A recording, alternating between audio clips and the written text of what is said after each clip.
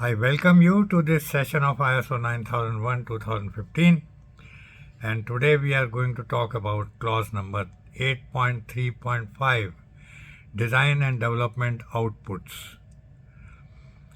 So as usual, first of all, I will read out the requirement to you as given in the standard. Clause 8.3.5, Design and Development Outputs. The organization shall ensure that design and development outputs A, B, C, D, there are 4 points in this. A, meet the input requirements. B, are adequate for subsequent processes for the provisioning of products and services.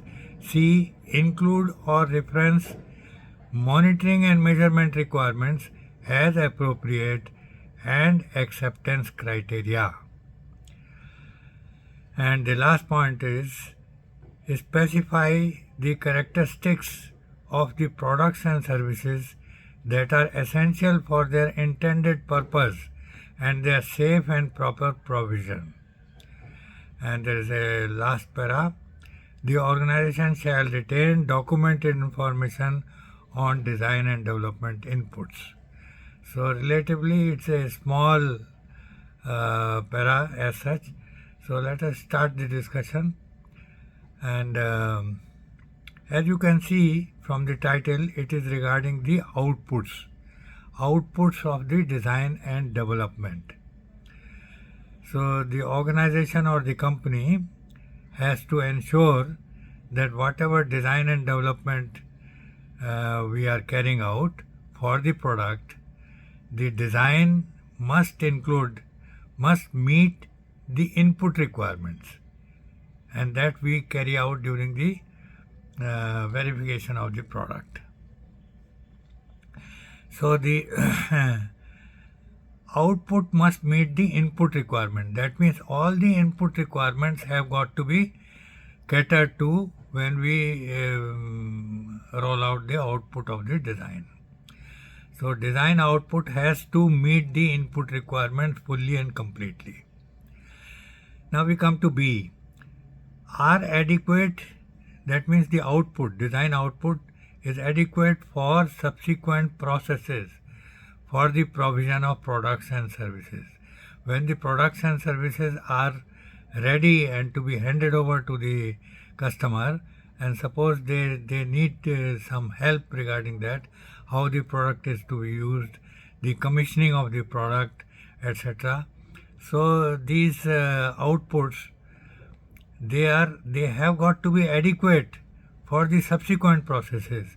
That means the commissioning processes or the handing over processes, or explaining to the customer how he needs to handle the product and what he needs to do regarding the services that we are providing to the customer. And C is include a reference monitoring and measuring requirements. Whatever are the monitoring and measuring requirements, reference to that has to be available. That we are referring to which particular monitoring and measuring requirement, so the reference must be clear, as appropriate, and the acceptance criteria has got to be defined. That means the product, whether after checking whether it is acceptable or not, that is the acceptance criteria. So normally the acceptance criteria is mentioned in the quality plan, and there we specified what testing or checking is carried out, and what characteristics are checked, and what is the acceptance criteria for checking those characteristics. That means what is the acceptance requirement for the products and services. And now we come to the last point. Specify the characteristics of the products and services that are essential for their intended purpose and their safe and proper provisioning.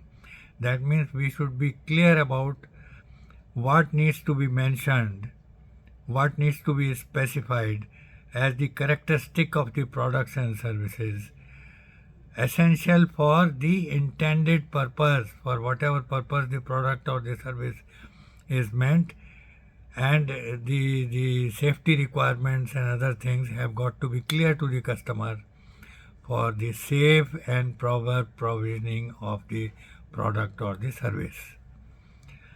So this is, we have covered all the 4 points in this, and the last para says the organization shall retain documented information on design and development outputs.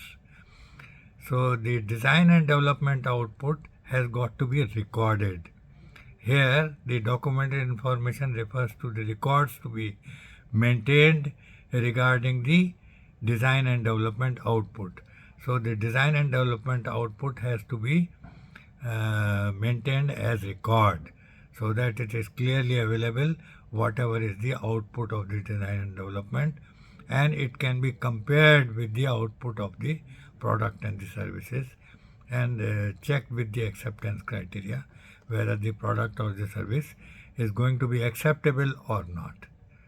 I hope you have understood the requirement fully and completely, but by any chance if there is any point which is not clear to you, please put your remark below this video and I'll try to explain to you once again, so that all the things are clear to you without any doubt.